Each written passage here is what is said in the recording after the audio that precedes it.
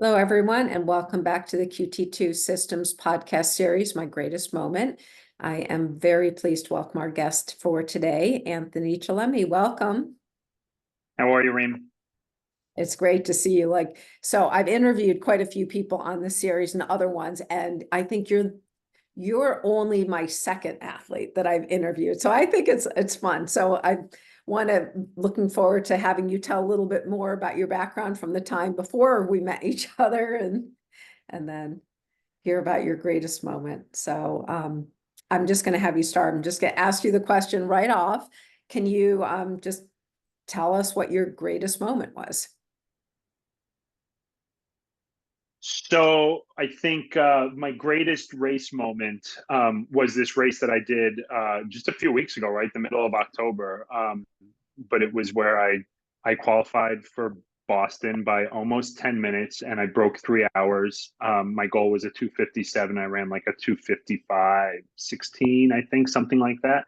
But yeah, that would definitely be my greatest moment. Yeah. I think it was mine too. I was like cheering all day for you. So, um, You so were I, on the roller coaster with me. oh my gosh, I know, but mine was delayed. I'm like, come Yeah, on, yeah. post the results, post. Um, I want to back up though, because it's been just in the time that we've worked together, which is the last 3 years, it's been a process getting here, but your story starts far before that. So I want you to sort of back up and talk about how and when you got into running in the first place. Yeah, so I was probably in my early 20s, maybe 22-ish, maybe 23. I used to work in the restaurant industry. I worked in the construction industry out of high school, and I was actually a heavy smoker for years. I always tell everyone I smoked probably an average of 2 packs a day for 10 years. I started young and working in construction, it was like you just be going all day. And I was 19 years old and I'd knock back like 3 packs of cigarettes a day. And my dad got me a subscription to Men's Health one year. And I was flipping through the Men's Health magazine and it said, guys who are in their 20s and their 30s, you're in your prime. And I had like went for a run one day and I said, and I used to play football in high school. I only played freshman and JV, but and there's a lot that I can go back to with that. But uh, I said, "Oh my gosh, I'm at the beginning of my prime, and I can't run a mile without like wanting to vomit. It was awful." And so I got into running, and excuse me. So I was running, and I'd feel it in my chest, and I was still smoking.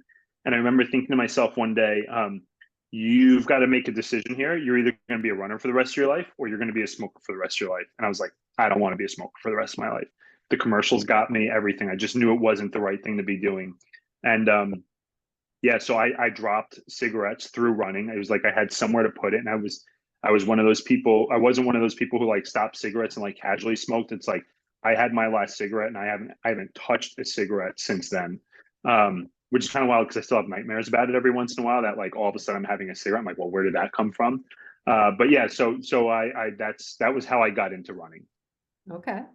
All right. So you just started running. You got through your first mile, gave up cigarettes, and then how much did you run over the years at the beginning? So I ran casually. I used to love running out my door and just like running into town and back before work. And then I started getting like issues in my Achilles. And I actually had a customer who was like, "Oh, well, you live over by Rockefeller Preserve. You should run in the preserve." And so I started running on the trails there, and they're more like carriage roads. And I kind of got into that. And like I would just go out there, and it was so mentally freeing for me. It was almost like it's almost like when you smoke cigarettes, at least for me anyway. I was on average making a conscious decision 40 times a day that I really didn't care about my future. And then to like swap that out, it's like I had this massive amount of energy built up from the years of it. So I would go out and just like, I just like set the morning aside. I just get lost on the carriage trails. And I'd listen to music and I'd get out there at like 4 a.m. in the dark and I would just go. And I loved that. Um, my cousin one day who ran cross country was like, "You're missing the best part. You got to sign up for like a 5K or a 10K." And it's like, no, I don't want to be competitive with it. It's not a big deal. So I actually didn't really do too much with that. And one day my uncle said to me, um, do you, my uncle was the director at Leukemia Lymphoma Society. And he said, you should really, check out the LLS and maybe sign up for a half marathon. You like running. It's a good cause. There's a lot of young people there. You'll make friends. And so I took his advice and I did it. And my first half marathon, I'm 39 now. I was probably 22 or 23, roughly around that time. Maybe a little bit older. I don't remember exactly, but it was San Diego Half Marathon. And I can honestly say it was probably one of the worst experiences of my life. It was absolutely brutal. I crossed the finish line. My feet hurt. My family was like, why would you run a half marathon? And like, I didn't even like totally have this feeling of accomplishment. I was like, oh, I'm glad that's over. Like, and like a couple weeks later, I was like, I think I need to get back to running. Like that felt really good actually. And like I just like started kind of like poking at me and it was like, and so I started to get back into it and I started to enjoy it again. I was like, I think I need something else. And stop me if I'm going off on too much of a tangent, but This is good. I I did the half marathon and then I was sitting there and I lived along the Hudson River. My son's name is Hudson, after the river. And I was looking at the river and I was like, I want to swim across that because my uncle started to swim across the Hudson River. And he swam it. My cousins have swam. And I'm like, I want to be one of them. I want to swim across that. And I had never learned how to swim. Like I could stay afloat, like I could get from one end of the pool to the other, but I'd never done anything like that. And so I just did it on my own terms. And I remember going to the gym. I still remember it's like 72 laps per mile for a mile. And I got into the water and like I could swim like 5 or 6 laps because I could work really hard for a long time, but that was it. And I just got real stubborn about it and I just kept on going. I just kept on going. And one day something clicked and I went from like 6 laps to like 50 laps. Like I found a rhythm that I could actually sustain. And I was like, oh, wow, I can do that. And my goal was just to swim 3 miles in the pool because to swim across the Hudson River is 3 miles. And I did. I got the 3 miles in the pool and I did that. And then I went out to swim the Hudson River. I did the Hudson River swim. And I swam for 2 hours and 45 minutes against a current. I think it was over 70% of the people got pulled out of the water that day. My father kayaked next to me the whole time. And I never quit. They pulled me out of the water because they couldn't have the support out there anymore. And I remember being so bummed. I was like, man, I can't believe I didn't finish that. And so I still have a DNF on that one, but I was like very happy with how much time I spent out there and the perseverance and everything like that. So swimming, and so now I got a half marathon under my belt. I've got a long swim under my belt, and a lot of people are like, "You should go for the third one. You go for triathlon." And so I was like, "All right, that's kind of interesting." And I actually, to credit my employers, they for that year they bought me a bike as a bonus. I did it through Leukemia Lymphoma Society, so I learned all my training there, to be able to cross the finish line. And we had to raise money, and to my employer's credit, also they donated a percentage of. I worked in sales, so they would donate a percentage of all my sales to LLS during that time while I was training, so I could work and I could train for it. And I did the Sleepy Hollow half marathon, sprint triathlon. I thought I placed so much higher than I did, and then I looked at it and I was so much lower than I was, so I started kind of like tapping to my competitive side, and I did like the Westchester triathlon, and that was like an Olympic distance. And I think my first sprint try, I was like on a hybrid bike, like I didn't have any of the stuff, right? And I'm running in like Nike chunky shocks and stuff like that. And so so I got into the triathlon, through that, and I started looking at like people's times. I was like, how do they get so fast? How are they so fast? Like, what are they doing to go from where they are to like that speed? Like, what do I have to do to get there? And I searched around and there wasn't like, there was like access to get across the finish line, but there wasn't like a lot of access to just like get that much faster. And it seemed like such a big gap to close at the time to me. And So I was like, you know what? I'm going to hang around Leukemia Lymphoma Society, and I'm going to kind of seek out, like some coaching, but I'm going to help where I can, with, other athletes. This was like my second year in triathlon now. I'm like, I'll do it again. And it was fun. I enjoyed it. It's healthy. You're up early. You're meeting like really nice people, and everything that it promised to be, it really was. So much so that I met my wife through triathlon. I met her through Leukemia Lymphoma Society. And I helped her through her first triathlon. Um, and I really struggled to find a coach. I found like someone who said they were going to coach me, and then like I didn't get stuff from it, and there was like this whole like sponsored athlete craze, and then I found someone who I like really liked, who was part of like a bigger group.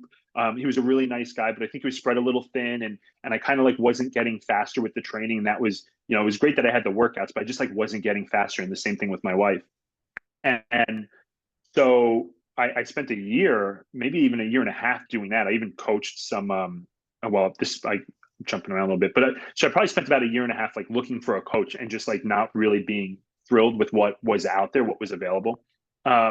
So I said, whatever, I'm going to go get certified to be a coach. I saw what it took to like be a level 1 triathlon coach.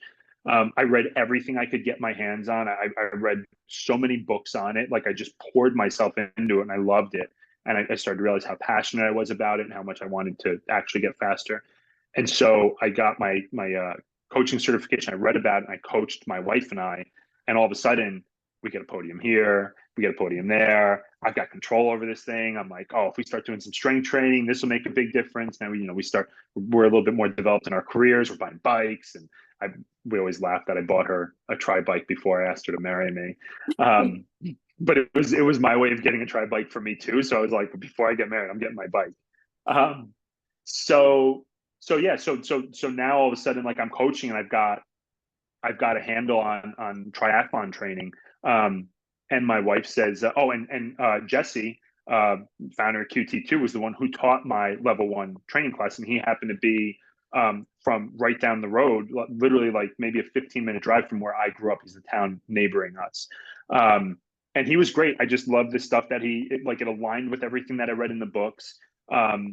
Actually, one of the previous coaches that I had used, he was like, this is the guy to listen to. He's like, all of his athletes are fast, and that was like what the reputation was there for.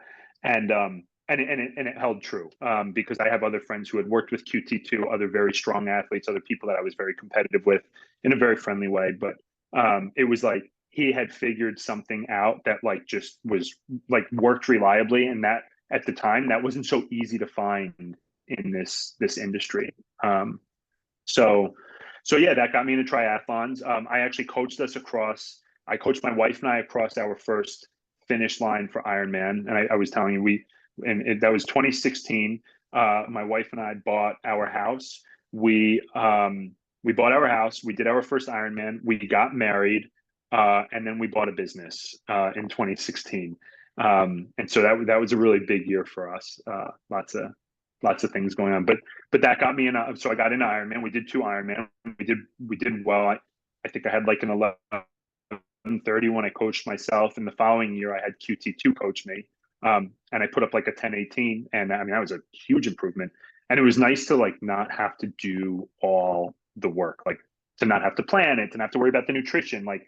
And I would have a tough time on a bike, and I, instead of like driving my wife nuts that day, I could call my coach and be like, I'm struggling. I'm having a hard time. And she's like, it's not supposed to be easy, buddy.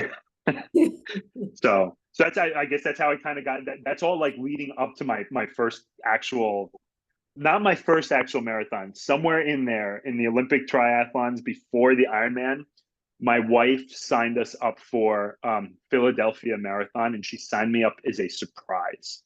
And Oh, it was brutal. It was, I mean, like, because we had done Olympic triathlon. We're like, oh yeah, we can run a marathon. And honestly, we were good until like mile 18 or 19. And we got to mile 9, and we were coached through this. And we got to mile 9, and this was not QT2 coaching, but we got to mile 19, and we're like, what just happened? It was awful. Everything just like started going downhill. We hobbled across the finish line. I think it was like 5 hours and 10 minutes. I know it was over the 5 hour mark. And we wow. took off of work the next day. We locked ourselves in the hotel. We ordered room service, and like we watched movies all day. There you So go. Well, I found that, was that back when Philadelphia, when the half and the full were running at the same time? it must have been.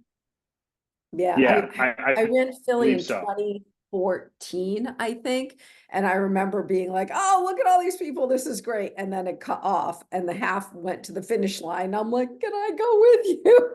Like, why am I running the full, And that was tougher race, but all Yeah, right. that Well, sounds like the because I met my wife in 2012, so it must have been 2012 or 2013. yeah. Yeah. All right. Well, you've done a lot from the days that you decided to, quit cold turkey with the smoking until 2016. You did a heck of a lot. And then Yeah, 2017, I mean, and Lake Placid Ironman, so not an easy course. You hit 10:18. So you must have been pretty close to that Kona level at that point too. So yeah, yeah. I think I missed it by like 3 or 4 roll down slots, and I had another friend who was also coached by QT2 who I was competitive with. He was an age group above me, and we still like he moved, but we still text each other every once in a while. Like we trash talk each other all the time, but we're really friendly. But I think he put up like a 10:04 or 10:09 or something like that, and I remember he met me at the finish line. He gave me a big hug. He's like, "You're not breathing hard enough. You didn't leave it all out there." And he was giving me a hard time. It was very funny. And then yeah, there's another guy who I trained with who he actually did get in a Kona. He was another couple age groups up, but I remember yeah wanting to get to Kona. We actually did our honeymoon in Kona in 2016 in case we qualified. But like I said, I think I was happy that we didn't. well, yeah, okay. So, Yeah. but that, I mean, super solid. But then, okay, so 2017 comes around. You've now done your second Ironman. You've owned your business for a year or so now. So then where did you go from there? So 2017, we bought our business in 2016. I did my last Ironman in 2017. When we bought our business, I didn't know that I own a flower shop. I didn't know that I was going to be working at the flower shop. But after owning it for a little while, I was like, why not grow my own business and take a crack at this thing? So 2017, I left my full-time job. I came on to run the flower shop, and I was just all focused on work at that point. So it was work, and then 2018, we had our son. And so you know how that goes. I did like a 10K that year and I felt good about it. And then I didn't do anything 2019. COVID was 2020. And I always like when I stopped running and backed off, I always felt I don't want to use the word depression, but I just like felt flat. And then so I would just always like run to like I feel good when I run. Um so like 2021, it was just like kind of itching me. I was like, Kona's like a long shot. I said, but Boston feels attainable, and a sub 3 hour marathon feels attainable, and so I was like, I think I want to take a crack at that. I want to see like they both interested me, and I didn't. Some days I thought that like I would be able to qualify for Boston without breaking three, and I was like, well, is that going to make me still want to break three? And then I thought maybe breaking three would qualify for Boston. And now it is what it is. But so 2021 was my first marathon, like standalone, trained, in shape, like first focused marathon. Okay. So that's when we met each other as you were training for that first one, Yeah, which was Mohawk Hudson River Valley or yeah. Mohawk Hudson. Mohawk Hudson River. Yeah, the Mohawk Hudson River Marathon. So, and you had you had a good race there, 3:12. That was good, but it wasn't a BQ and it wasn't a sub 3. So what was like how did you feel coming off of that race? Um, you said it and I felt it. It was definitely a nutrition thing. You shell out so much on Ironman, like 5 grand for a bike. You're spending this on nutrition. It's all over the place. And I'm a new business owner, and we've got a 2-year-old at that point. I'm just like bootstrapping everything. So I'm just trying to grape juice my way through this race. And you were just like, yeah, you might want to look at the nutrition plan. I was like, yeah, I think I do. And so I felt like I bunked. Basically, I got to that like mile 19, 20. And it's so funny because the last time I ran that race, I got to that mile 19 or 20. I was like, you're not the same person today, buddy. I was like, you're not bonking today.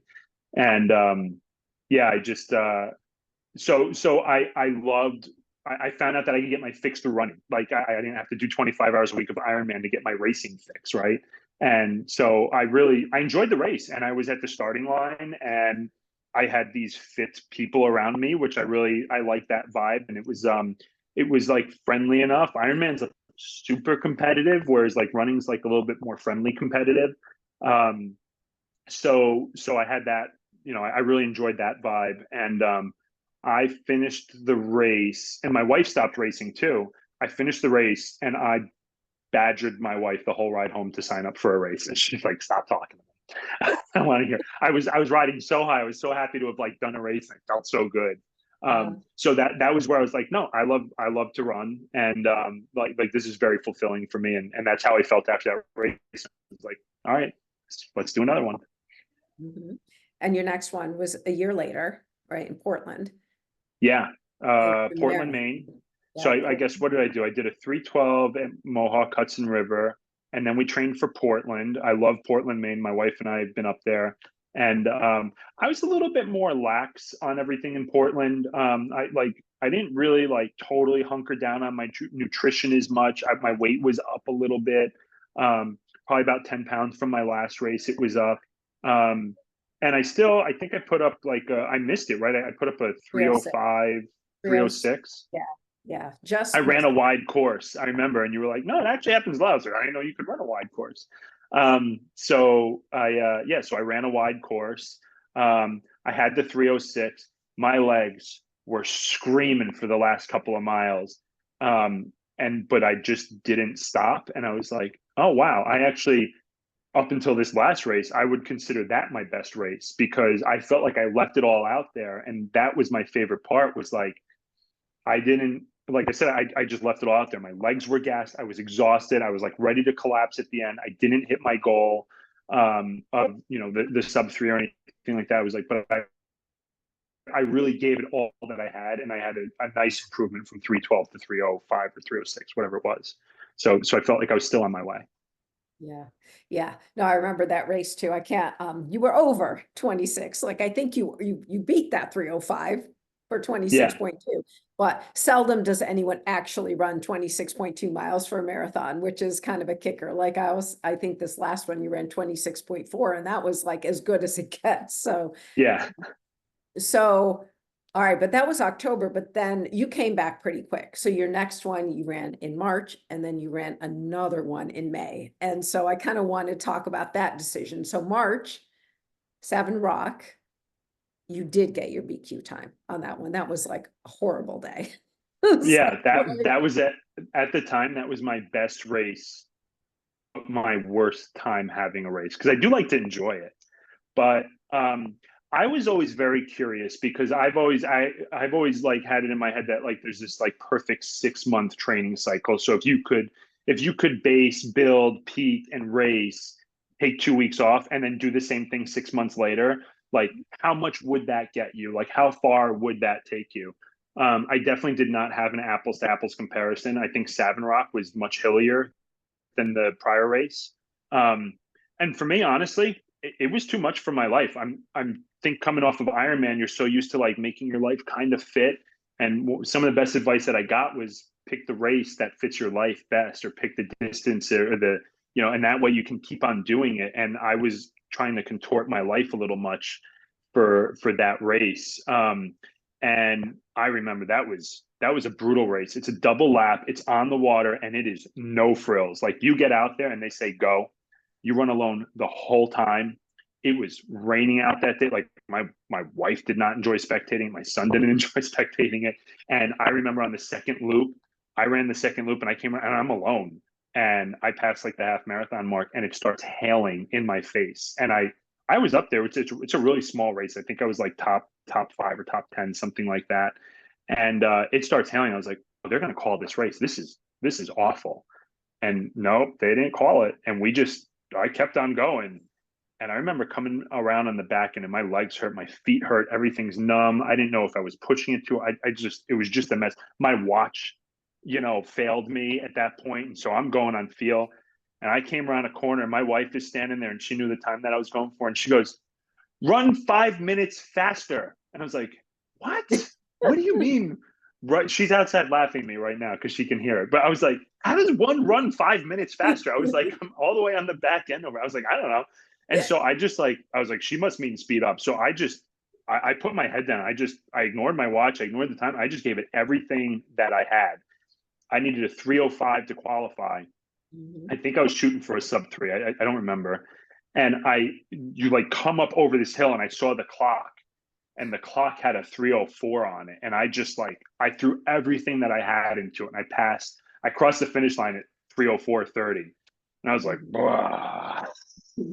It was brutal. It was absolutely brutal. And I remember you texting me, you were like, well, you qualified for Boston. I was like, yeah, I did. Yeah. Yeah, I mean, you did. You got the BQ, and you can do tough stuff. I mean, you know Yeah. that. You don't. Yeah. You can dig deep.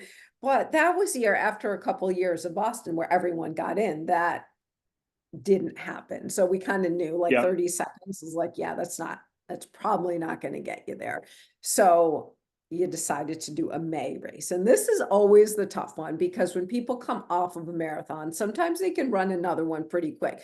But mentally, it's super hard to go back into like deep marathon mode. So kind of talk about that, the decision, Um, like short training cycle. I think if I like lived in a vacuum and I'm a single guy with a really steady job that's not super demanding, or like I've got like the 2 months off over the summer and it like fell into that would have like I would have had a lot more to attain there. But Jesse taught me something that has carried over so much more into my regular life. He talks about in his when he was coaching, when he was teaching our class, he talked about eustress and distress. And he was like, look, a run is eustress. It's good. It's making you stronger and it's great, but it's still stress. And you have a finite capacity for stress. At the end of the day, you're always trying to build it, but at the end of the day, you have finite capacity for it. And we had a lot going on in our personal life, with the business, my marriage, everything was going on. And so I had all of that going on and I was trying to get this race under my belt. And it just wasn't working. I think at one point I even reached out to you and I was like, I think I got to bag it for this race. I'm going to mail it in. And I think I did actually like sign off on I'm not going to race. And I think I missed like a crucial week. And then I like came back and was like, you know what? I'm going to do it just to do it. I signed up for it. I booked a room there. It's a marathon. If it's not my best one, whatever. But I committed to doing it. I like to follow through with what I say I'm going to do. And so I did it. And I went to Vermont. It was Burlington. It was hilly. Um, and I ran like hell that day. And I remember on the back end, like my times just like flat out were not there. And I was on like the same. I've got like a few running routes that I like to do, and I just like it started to be like a lot of the same thing, training for it, and the course though, like I got to the back end, and it's the first thing I mean, I walked I think on my first Ironman, and that was it. But I walked on the back end because I was like I'm good. Like I'm not going to hit this. What am I pushing myself for? And then like my watch beeped and it was like, you have 2 miles left. I was like, really? I only have 2 miles left. And it's like, all right. And then I kind of got this like, my kid doesn't know how fast I'm running. He just knows if I'm running or if I'm walking. And I was like, I'm not going to let him see me walk. And I said, my wife came out here. She deserves to see me cross the finish line with a smile. And it was a beautiful day. It was a beautiful course. I absolutely loved that race. I would recommend it to anyone. The Burlington, Vermont City Marathon was absolutely gorgeous. And I crossed the finish line. And I don't know if you remember, I was actually kind of buzzing. I was like, that was great. I absolutely, it was beautiful out. I remember the colors were vibrant. The town was buzzing. We had a really nice dinner that night. And it was great. But I think I had like a 3:12. And I was just like, I was fried. I think I was done. I was like, I give up. I'm good. You know what? I got other things to focus on right now. I don't know if we had that actual conversation, but I know that's how I was feeling. And running, it's, you go through this funny thing with training, right? Because it's an outlet. It's when things are really stressful at home or your life or your job or whatever it is, you can go for a run and you can change that. But when the run is so stressful and there's a lot of pressure on it, and like you need to hit a pace and you can't, well, what's your outlet now? Like, where do you go? right? So I was trying to get a lot out of my running, and I think that's where it like also kind of like wasn't working. I could have used. I remember saying to you, I need to love running again. I need to enjoy it again because I do not enjoy running right now, and that was how I felt like coming off of that race. Yeah.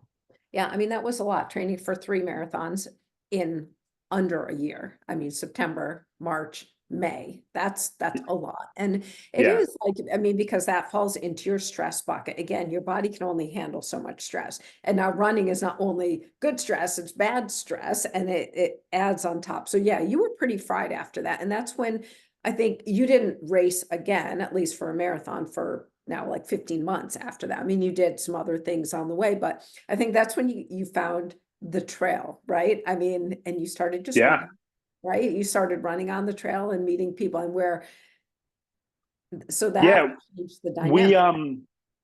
there was this group that I was always curious about running with. They're Tuesday mornings, Thursday mornings, and Sunday mornings. The website is actually called sundayruns.org. And you know, they got a lot of like ultra runners in there, but they've got a very casual vibe, like a very friendly, everybody's welcome. They're not leaving anyone behind. Some days they're gonna like hang a left and bushwhack through something. And it's about a little bit more than just running. It's probably more about community.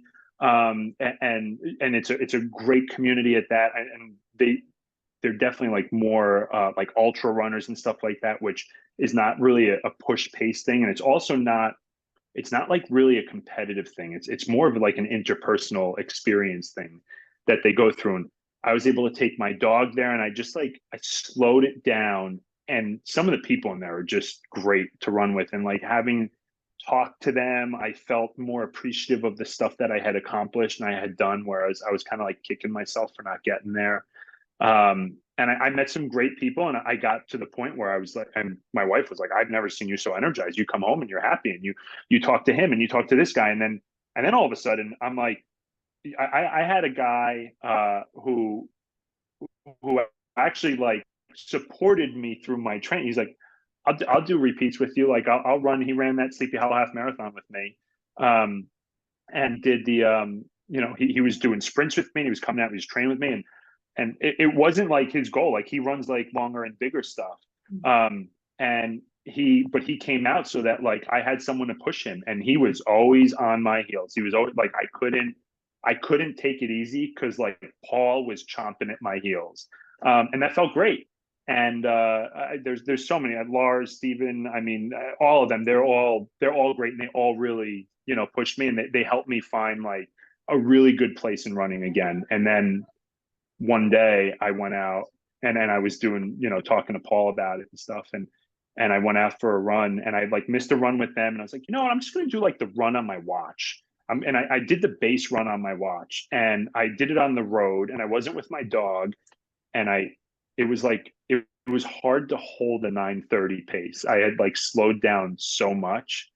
And I was like, I'm not ready. I'm not ready to give it up yet. And that was like, there was like a whole other level of motivation that like, there's a very clear turning point for me sparked there. And that's when I wanted to go back and go for it again. Yeah.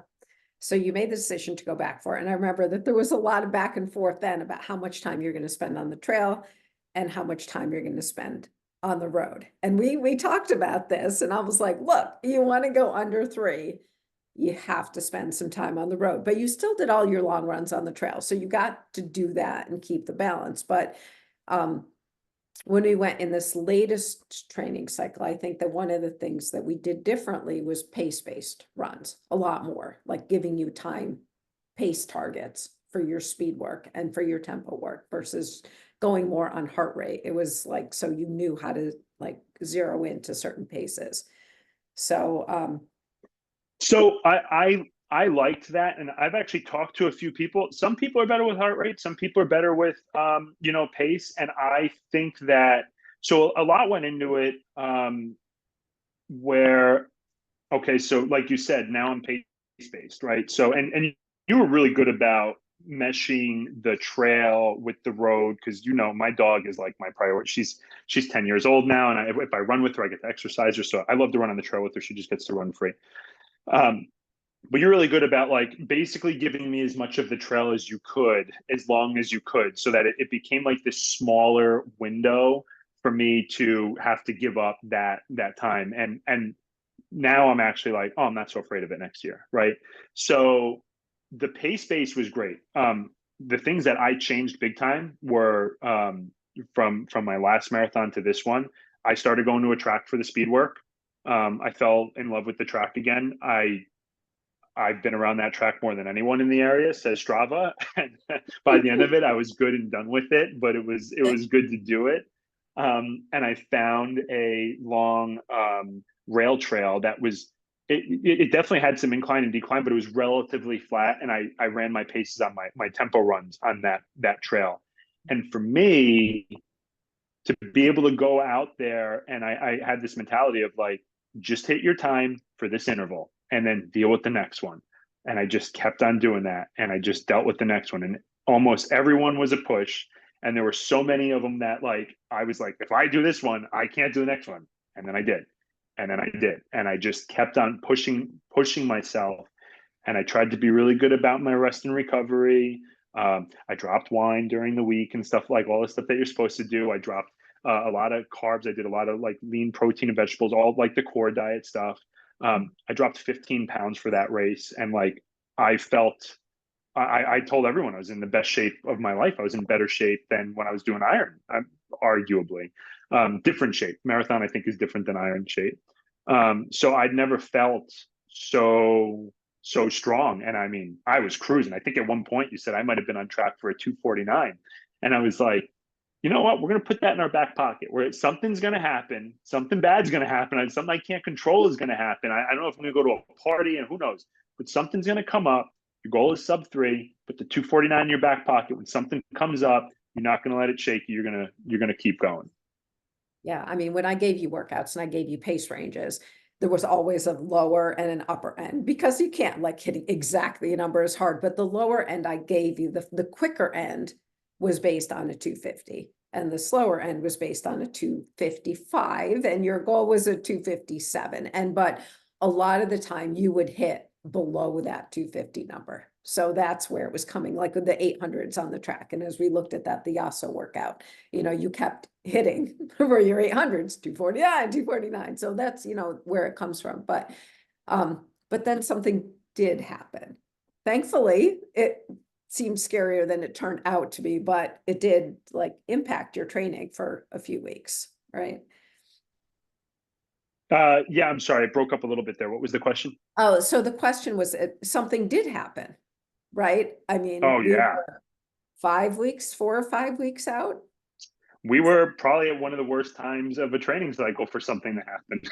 Yeah. So talk about that a little bit. So we go camping every year at the end of August. My race was in October. And my biggest concern was like being able to hit my workouts on vacation. And you were great. You wrote the workouts for me. I would always promote hiring a coach. It's so much better. And so you wrote the workouts for me, and I was like, okay, I'm knocking my workouts out. And they were challenging. It was like we stepped it up when I was on vacation. And they were challenging, but I was hitting them, and I was getting all this rest. And I remember telling my wife, I was like, I feel great. I was like, they are so hard. I was like, but I feel so strong. I was like, it's such a good feeling to have a workout this challenging, but to be able to be stronger than how challenging the workout was. And my last big run before we came home was on Monday, because I think we drove home on Tuesday. So, and we go camping up in Lake Placid. So I had my big hard run on Monday. We drove home on Tuesday. We got home Wednesday, and I unpacked Wednesday. And we're campers, so I've got food is like all over the place. I haven't had my like regular nutrition.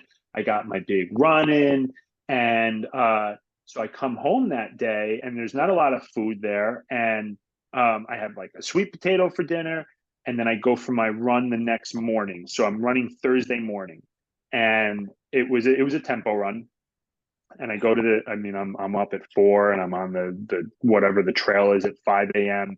And I start running, and I'm in my warm up, and I can't catch my breath in my warm up because my chest is tight, and my chest is so tight and my stomach is cramping so bad that I can't catch my breath. And so I decide to bag it. And I'm just like, what, it's got to be nutrition. It's probably sleep. But I just felt like I couldn't push it that day. Like I literally could not push myself through it. And I was 20 minutes into my warm up and I just couldn't get my first repeat. Now I'm having flashbacks of like, oh my gosh, this can't happen to me. So I talked to my wife. She's like, maybe it's something worse. Should you talk to a doctor? I was like, I got a recovery run. Let me go out. I'm going to do a light recovery run. I'll stay close to the house, keep my phone on me. I will be good about it. I go on the recovery run. It's like a 30, 40-minute recovery run. And it's clear it's not my stomach, it's my chest, and it's cramping. And so like 10 minutes in, I was like, what do you push for? Just stop, just walk. And the pain was probably like a 6 or a 7. It wasn't brutal. And I didn't feel like I was having a heart attack, but I had cramping in my chest to the point where like it didn't make sense. I know my body pretty well. So I back off and now I'm walking and it comes down to like a 3. I walk home. I go up the driveway. It feels worse going up the driveway. I tell my wife, she's like, you got to talk to someone. I said, okay. So I didn't want to go to an urgent care. So I went to my primary. My wife's producing a big wedding that day. So she's at work. I take my son with me to my primary. My primary sees me right away. They come in, my son's sitting there. I sit down. I tell them everything that's going on. My primary walks in. She goes, I think she handed me, it was 6 aspirin. She goes, chew these right now. She goes, you need to go to the emergency room. And I was like, are we on the same page here? I took the stairs. I didn't even take the elevator. I was like, I'm not really in a lot of pain right now. My son's sitting there. I was like, my son's here. She goes, where's your wife? I said, well, she works down the road. Fortunately, the flower shops are right around the corner. I'll go drop her off and I'll go. I'll listen. She goes, you can't drive with your son in the car. If you have an arrhythmia right now, she said, if you have an arrhythmia right now, what happens to your son? I was like, okay. My wife come and pick me up. My wife's sitting. My wife's like, I'll be right there. My wife drops everything she's doing, comes to pick up my son. She's like, I can drive him to the hospital. It's right around the corner. She goes, no, the ambulance is outside. And we're like, really? So my poor wife, I think it was harder to go through for my family than it was for me. But my poor wife and my son are outside, and my son's going to be 6 years old next week. He's like, is that for daddy? And my wife was like, yeah. And they basically wheeled me into the ambulance. And the EMT was like, well, the good news is you're not having a heart attack and you're not going to have a heart attack. It was like, yeah, well, I don't feel like I'm having a heart attack. It's like, I don't know what it is. Doctor, my primary says, you're too young, and she knows my fitness. I've been with her for over 10 years. She's like, everything lines up for you to be healthy. She was like, someone your age should not be having chest pain walking up the driveway. So I guess they determined that it was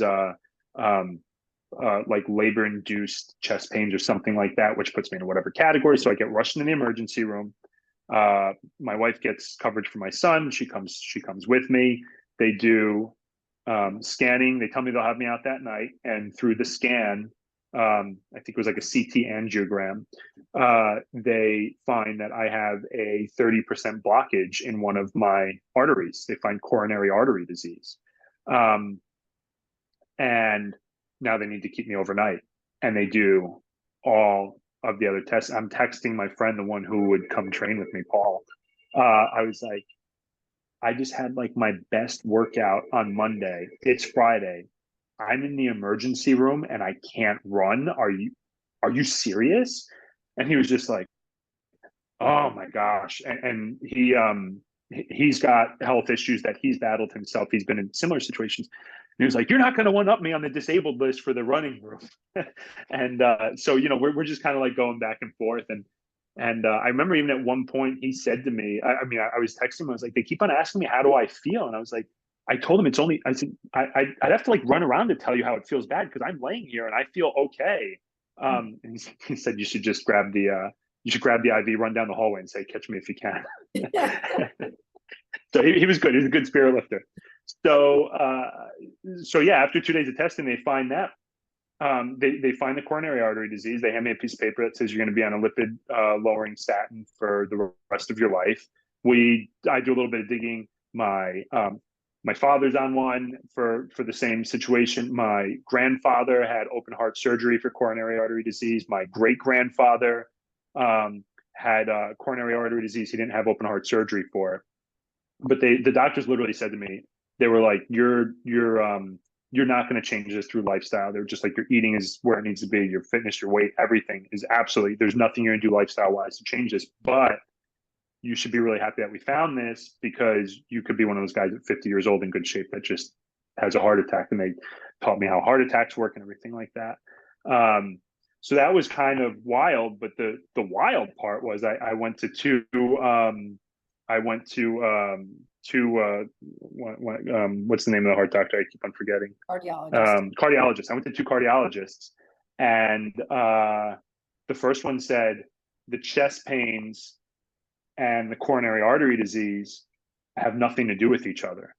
It's like, are you serious? And she was like, yeah, no, I would toss it up to diet. I was like, I did say that at one point. I just want to put that out there. I did say that at one point. She's like, no, you're really lucky we found this. She said, but she said, you're lucky that we found this, but at the end of the day, she goes, it's probably nutrition or something like that.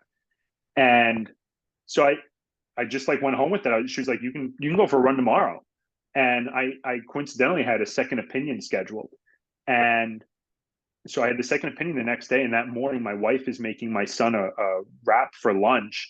And my son had gone to the nurse like the first day of school. And we're like, what are you going to the nurse for? You don't have a fever, we're kind of on him. We're like, it's not just like a service, like you don't have a cold or anything. It's like, yeah, my tummy hurt. And I was like, Lauren, what wrap are you making for Hudson for lunch? And she hands me the package. I was like, someone who watched our house had left these wraps at the house. I look at the wraps. They've got 30 grams of fiber per wrap. Oh I ate 2 of them Oof. and a sweet potato the night before the run. Okay. And I just like didn't think anything of it. They're like not something we normally have around. I have a lot of food in my system. So I ate. I was like, well, it's 30 grams of fiber. What's the big deal? So I go to the second opinion, and he's going through everything with me. He's going through the whole story with me. And he's like, something's missing. I was like, I ate 2 high fiber wraps and a sweet potato. He goes, how much fiber did they have in them? I said, 30 grams each. He goes, that's a lot of fiber. And I was like, yeah. He goes, take it easy, go for a run. And he said the same thing. He goes, the coronary artery disease has nothing to do with the pain. He goes, but if you feel good, go for it. And I went for a run. I felt amazing. And that's when I was like, Reem, we're back on. We're doing the race. We're back at it. So yeah, that was, and that's where I was like, and I'm happy I had in my back pocket the 249, because it's like, I could still do this. Yeah, you could. I mean, you ended up missing a week of training, but then we just shifted everything around, and it worked out okay. So you're back at it, you got in some workouts, and you nailed, other than that, brief period of time where you were, incapacitated, so to speak, you nailed every single workout. I mean, you didn't miss a single one, which was quite phenomenal, so, all right, so here we are, race day. Talk about the day a little bit. Ooh, race day was awesome. It was raining, which I did not expect. I did not anticipate, and some people don't like heat. I don't love heat, but I could use like an extra 5 or 10 degrees and a little bit drier. But yeah, we got out there. I knew the course, because I was like, I'm going to give myself all the advantage that I can. I did my carb load. I ate everything according to my diet plan. I did not eat the bagel in the morning. But I was like, nothing's going to derail me at this point. And so I get there, and it's a bigger group than some of the other races, but they call me up front. I'm at the front of the line, because they said anybody who's planning on running under 3 hours, get to the front of the line. So I'm at the front of the line with like a couple other fast people, and I go, and I've got my race plan from you, and I'm running along, and I'm trying to stick to my times, because there's that catch up in that big buzz at the beginning of the race. And after a few miles, I'm like 5-10 seconds ahead on each mile, somewhere around there. And I'm like, I hope my watch isn't broken. I hope everything's okay. But like, I feel good. And so I'm like, let me just stick to my pace, and let's get to and I didn't want to check my heart rate, because a big thing I did with this race and my training was I really I use my watch a lot to reflect, not to manage as much. And so I was kind of like, I'm feeling good. I'm a few seconds ahead on each mile. I'm going to go with that. And I'm going to check my heart rate at the halfway point. And remember, you said I should be around 170 to 172 average. And I got to the half, and I was like, and if I've got to back off, I'll back off if my heart rate's high. If I got a little steam, we'll use it. So I get to the halfway point, and I see my heart rate's average is like 163 or something. I was like, oh wow, okay, all right. And it's like, I'm gonna stick to the plan still, but I'm gonna run my few seconds faster, without feeling like I'm blowing it. And I'm gonna get to where the race starts, mile 20, and I'm gonna take a look at my heart rate again once I get to mile 20. So I can't see my overall pace for everything at this point. Like I was talking, I want to upgrade my watch, but I can't see everything, like my overall pace. But I know I'm ahead on each mile. I know cruising right at my time, and if not, like a little bit faster. So I know I'm where I need to be. So I get to that final 10K, and I'm feeling it. It hurts, but I look down. I still had room on my heart rate, and I was like, all right, we're going to go heart rate now. Now we're going to run 170. I'm not going to let the heart rate drop below 172. I'm going to stay under 180 or 181, but I'm not going to let it drop below 172. And I did that. That started to get very challenging. My times actually came down, but I think the elevation gradually increased there. And I rounded. And so in January this year, I wrote down that I'm going to run a 256. We had a race goal of a 257. And I just thought to myself, don't get ahead of yourself. You'd be thrilled with a 256 running. You'd be thrilled with a 250. You'd be thrilled with 257. You'd be thrilled with a 256. And I round the corner at the end, and it's a quiet ending until you like start to get to the group. But the last couple miles are brutal on this one because you're just out there alone. And I turn the corner and I see 254 on the clock, and I was like, oh, and I dropped the hammer. I don't remember what I ran my last mile in or my last half mile, but it was much faster than any miles before that. And I just went full steam after it. And 255, what, 15, 16, something like that. And I crossed the finish line, and I said to my wife, I said, I don't even care about Boston. I was like, I just broke 3 hours. I said, if I got to do this again to get to Boston, so be it. I said, I don't even care about Boston. I broke 3 hours. I was so happy. I was like, you can fill that spot on my tombstone now. Like I'm going to be okay. I hit the sub 3.